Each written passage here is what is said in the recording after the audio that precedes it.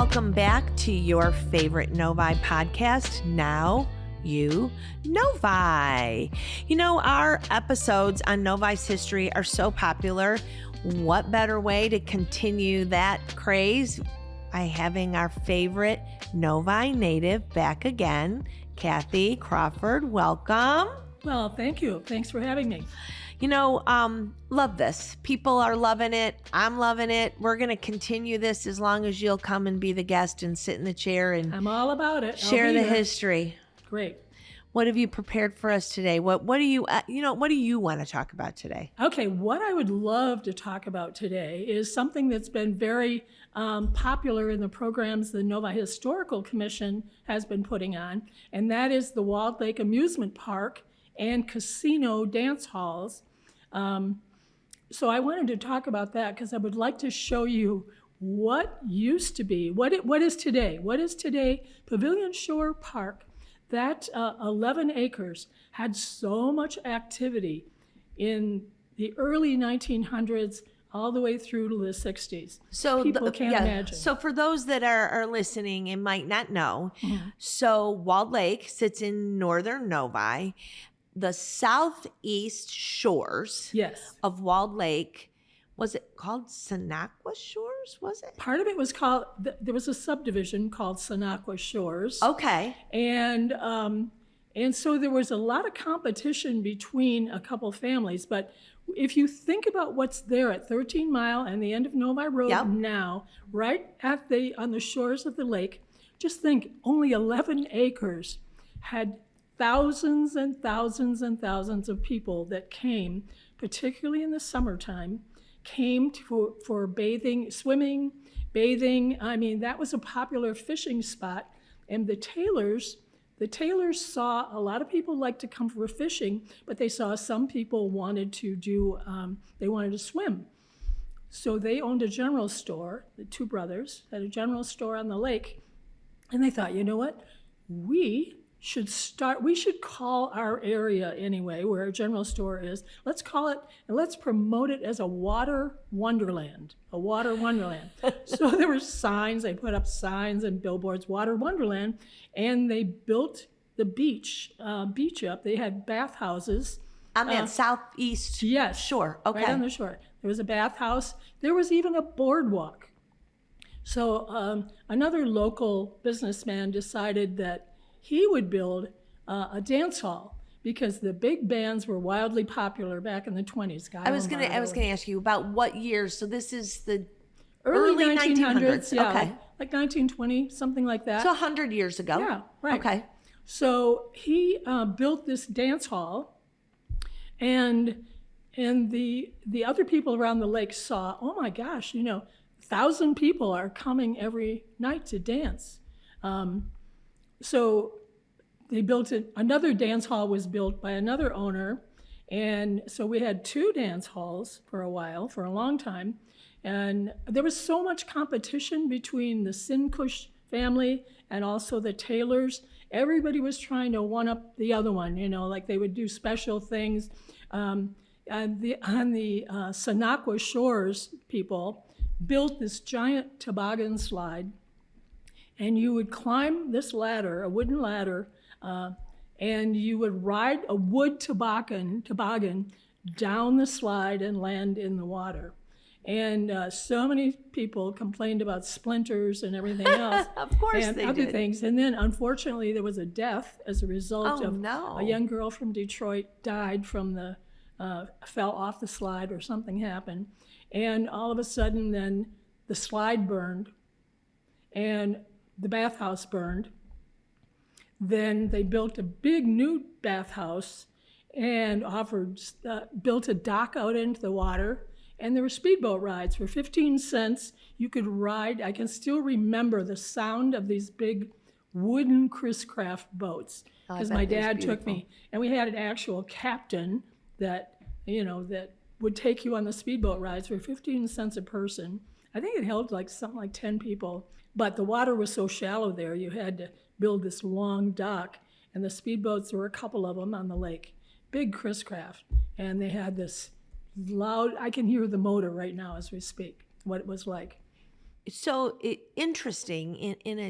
In a former episode, you and I talked about what a farming community Novi Yes. was, and no doctors, no No. schools, but yet here Yeah. in northern Novi, 5 miles away, Yeah. there is this destination, right? Right. Where and I say that because my mom, who is about your age, remembers she grew up on the east side, driving out Grand River.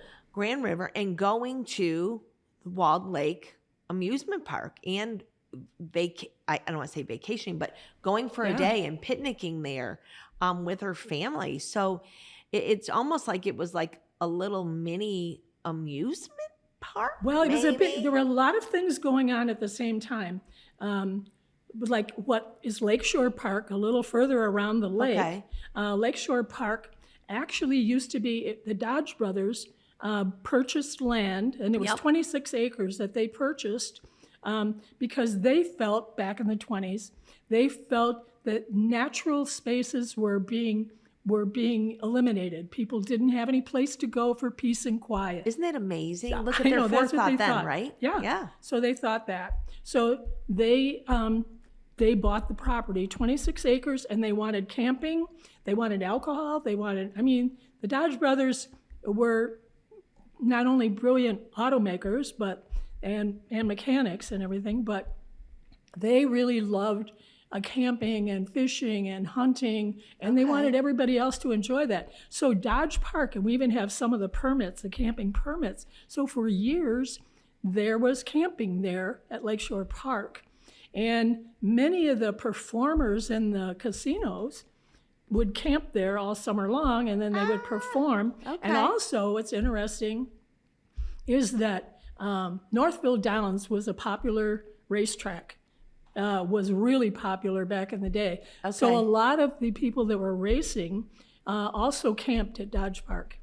So they would have their horse trailers and everything, and they would camp there. They would be regular campers Right. there. So 5 miles down the road. Yeah. So Lakeshore Park then sort of used to be, the history of it was Dodge Park, and then the Dodge family sold it to the township of Novi for $1, sold that 26 acres, and it became Ship Ahoy. It was called Ship Ahoy.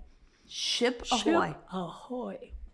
And the Wow. family ran the family that still did some camping there in the park, but also ran a big concession stand, and then they had a bathhouse, at the same time that we had these other casinos going. And one thing that people probably don't know is casino, actually, the definition is building for entertainment.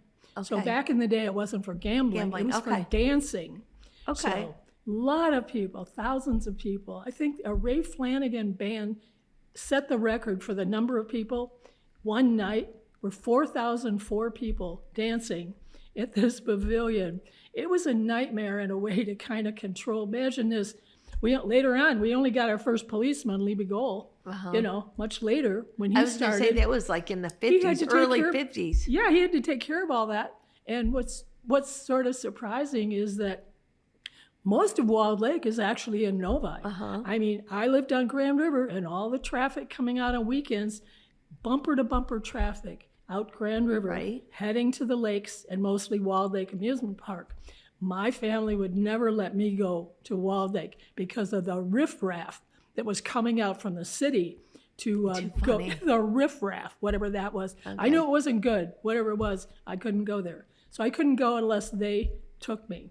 But going to Walled Lake, if you live on a farm on Grand River in Novi, going to Walled Lake was like, that was something unusual. You just wouldn't go there. You would go to the Four Corners if you needed something, Okay. Novi Road and Grand River, or you'd go usually to Northville or Farmington if you needed something, dry goods or something or other.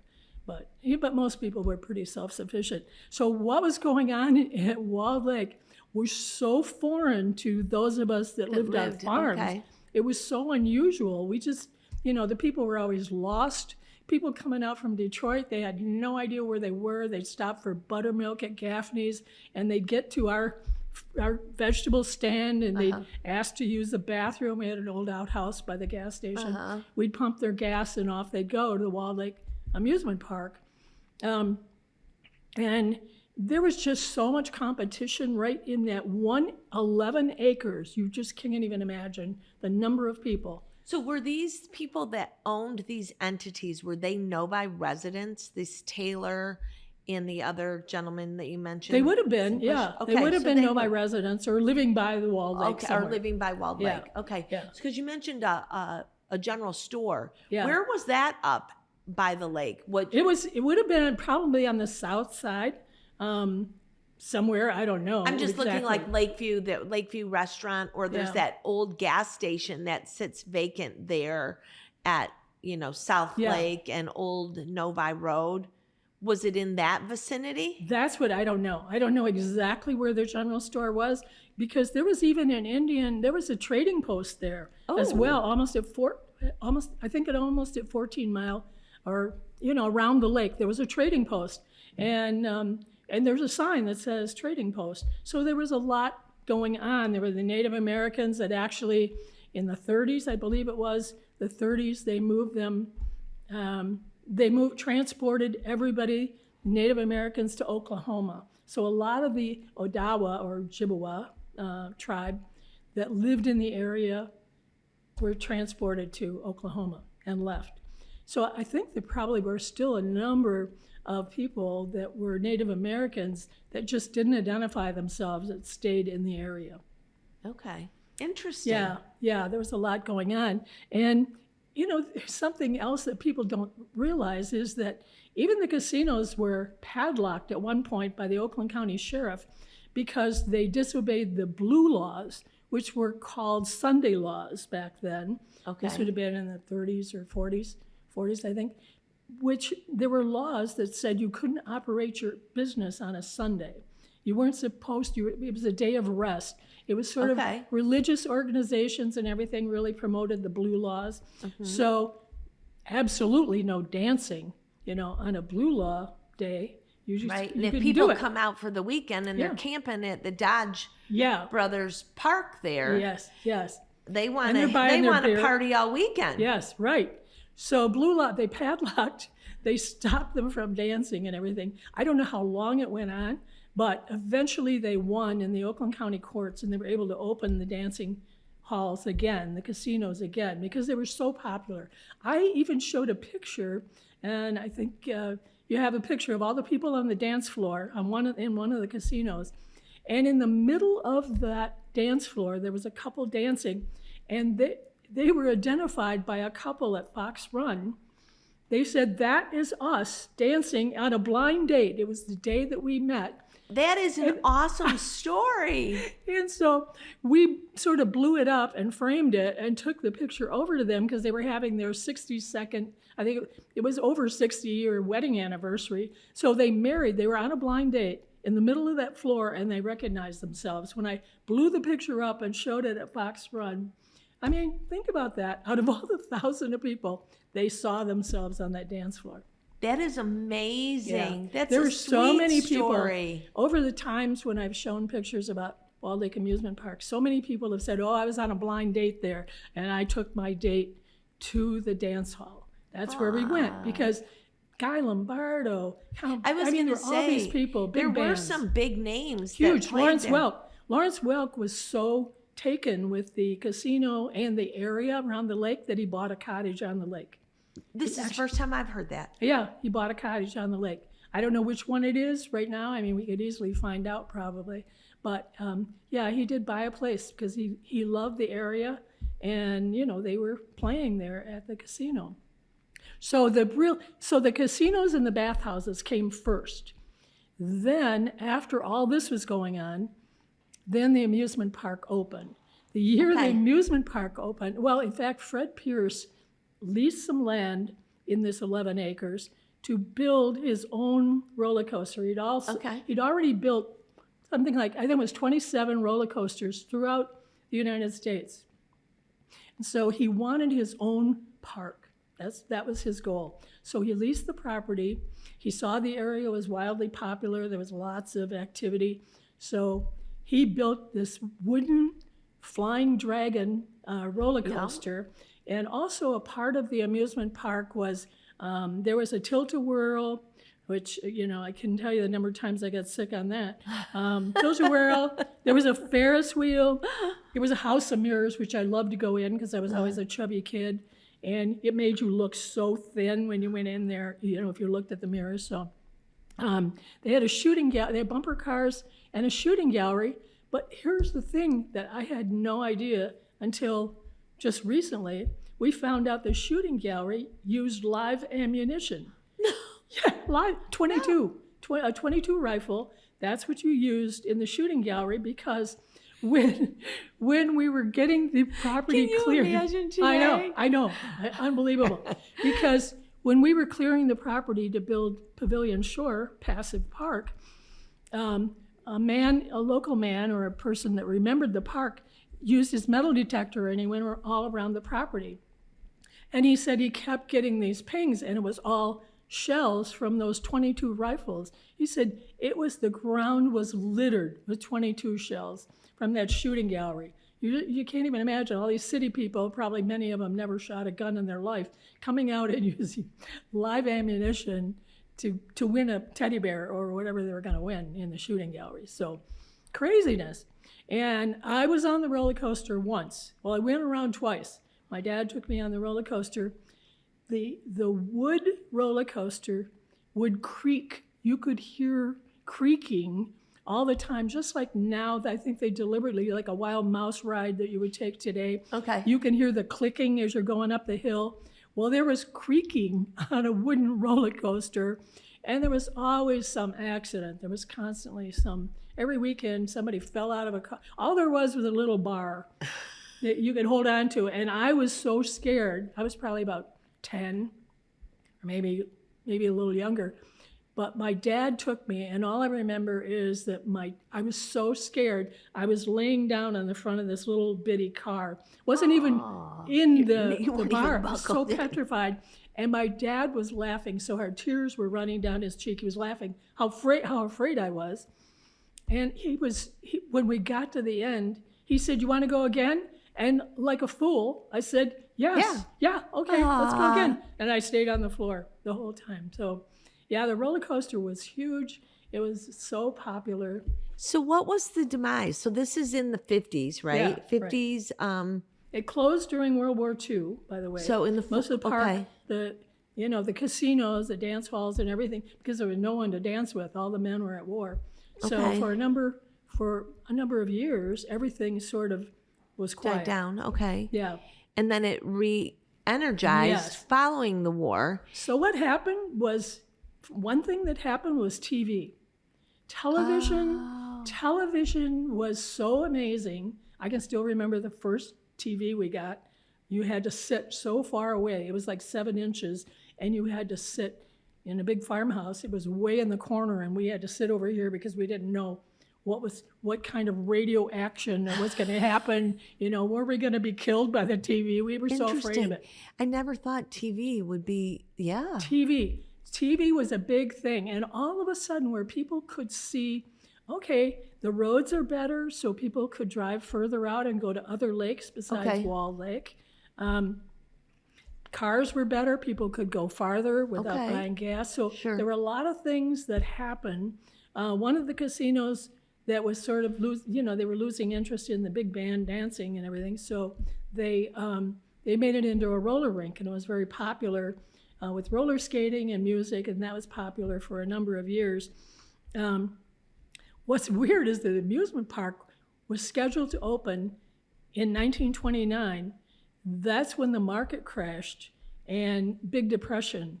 So the owners had to go try to get their money out of the bank before there wasn't any money in the bank. Sure. And they were able to get some money out of the bank in Walled Lake, and they put it in the bank in Farmington, and that bank crashed, and they lost all their money. Oh. So in order to keep everything going, they had to go borrow. They borrowed some money from a widow, Mrs. Richardson, and the Richardson Senior Center is on property that Mrs. Richardson owned. So, Okay.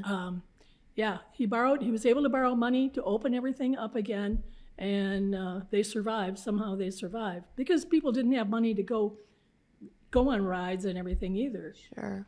And there was a fee even to go to the bathhouse. You had to pay some money to, get a new bathing suit. At Lakeshore Park, what is amazing is that Mr. Woodruff that owned it, or Woodfield, I think it was. Sorry if I'm messing up the name. He was a Novi Township treasurer. He was a Novi policeman, and he was the justice of the peace, and also owned Ship Ahoy, and ran the Dodge Park. He did all of these things at the same time, and unfortunately, he was killed in his late 40s while they were out searching for a fire truck. Him and Fraser Stamen and somebody else was in the car, and they were sideswiped by a drunk driver. And they were searching for a Novi fire truck. So, but there, he purchased wool bathing suits, and you could rent them for 25 cents. So you could go to Ship Ahoy, and you could rent a wool bathing suit, and his daughter then would wash them. There were like 5 different steps she had to go through to wash them every weekend, and she got 5 cents a bathing suit. She washed them and had them all ready for the next weekend. Amazing. Aww. Yeah, I know. There was just so much. So it going like gangbusters, wildly popular, lots of activity. Yeah. TV comes, and I see people are now more in their homes. They can see entertainment on the TV. Yes. It was such a phenomenon that people just. But so it dwindled. So attendance dwindled, and then it just ended up in disrepair and closed. And it closed. It just. I mean, people weren't going to, if they could go to a swim, a lot of people even were starting to put in their own swimming pools in houses. Because they did that and they saw, the water's nice and clean. I don't have to go to a dirty lake. And what was kind of happening around Walled Lake is the Sonaqua Shores, there was a subdivision. There were little campsites all around the lake. But anyway, whoever owned the property and everything, they decided, you know what, we're going to sell off 30-foot lots. We will sell them. You have to buy them 2 at a time. You can't just buy one 30-foot lot. You have to buy 2. And they suggested then that you build in the middle of the 2 30-foot lots. Don't ask me why they wouldn't just build a 60-foot or why they wouldn't sell 60-foot. But you had to buy 2 lots, 2 30-foot lots. Well, what people did is they built on the 1 30-foot, sold the other 30-foot, and so it became a whole string of little bitty cottages all around the lake. And most of them had well and septic, and their septic was going into the lake. So the lake became so polluted that nobody wanted to swim there anymore. Nobody wanted to swim there anymore, and that went on for a long time until that got all cleaned up. So the lake was very polluted. Amazing. Yeah. So I guess, I rewind. I've been here. I've lived in Novi since 95. So what's that, 30 years?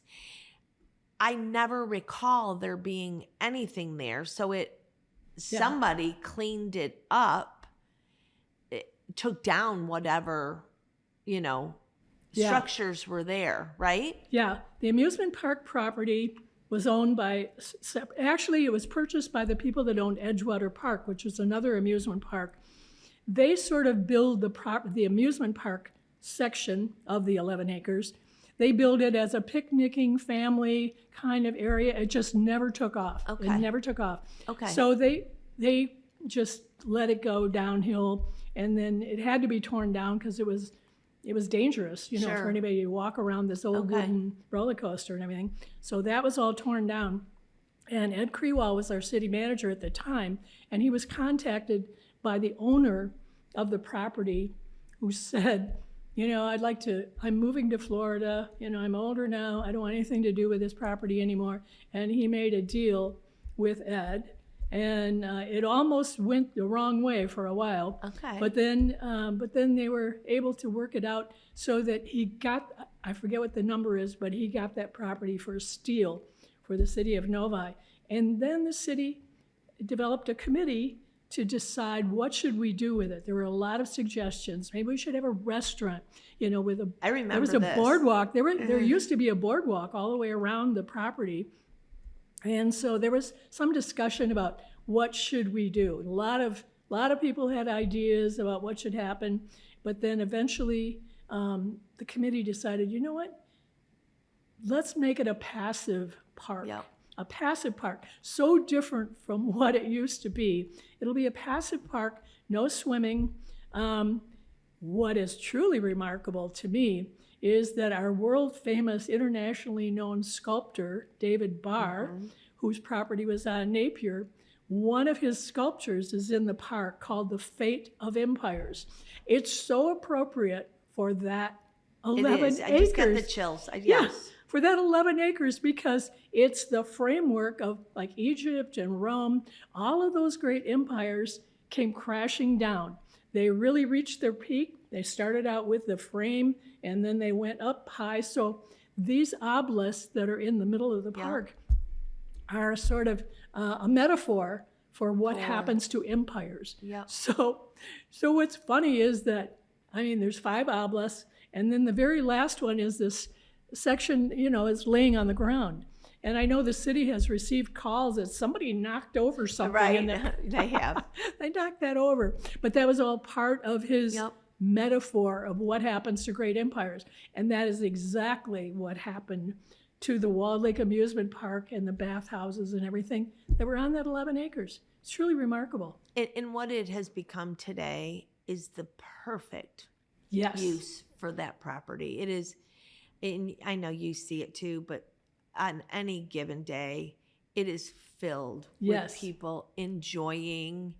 And if anyone is interested, there is some tributes that pay homage to the history of the property. Yeah, there's some stanchions there that have the history, and the bathhouse. Actually, the public building there that has restrooms and everything, the pavilion there, won awards by Novi Parks and Rec, won awards for creating the structure that sort of is reminiscent of the old bathhouses that existed on the property in the day. And they won an award for it. Yeah, so it's kind of cool to see that there's a building there that's representative, and then there's all the history on the wall that the Historical Commission helped to provide the history. And then there's other stanchions around so that you can sort of get an idea of what was there. It's really amazing. So you said you weren't allowed to go to the dance hall. No. How many times did you sneak out and go? No one's listening. No one in the 40s would ever sneak out. You did not sneak out. You'd have no way to get there, right? We had... Did you and Hugh ever go to the dance hall? Together? Did you ever go to a date there? No, we never did. No? No. It might as well have been in another country as far as we were concerned. Interesting. We did everything going further south, like to Northville. We'd go to the movie theaters. Actually, we've been to the Walled Lake movie theater. There was a movie theater there. But, on dates and everything. But no, we never went over there. Okay. As a kid, we went to Lakeshore, what is now Lakeshore Park. Ship Ahoy, went to Ship Ahoy. That's so funny, that name. And Ship Ahoy. We could go there, and That's so funny. there was a little bit of a beach, and my family would go there. Maybe I could count on one hand the number of times that we went, but only a couple times to the amusement park. That was unusual. The whole family went. As always, thanks for sharing all this amazing knowledge and stories with me. Well, I'm happy to do it. I feel like it's important for people to know a little bit about, they may think when they moved here, well, there's really not, because we don't have a downtown, there must not be any history. But we have a remarkable history, and we don't need a downtown. No, not the traditional history that people would think of, right? Right. So we had something that no one else had. Yeah. So that's something we could be proud of for sure. That's awesome. Well, I'm going to have you back if you'll come and share some more knowledge of Novi of the past. And I would love that. You were here for it all, and you actually played a huge role in it. You weren't just here as a passive resident. Maybe we'll talk a little bit about you too and what got you started in public service and continued that labor of love that was born so many years ago for our Novi. Sound good? Okay, sounds great. Thanks. That's good. Thank you for joining me, Kathy, and thank you for listening as we shared a little bit more of Novi history. And there you have it for this episode of Now You Novi. Take care.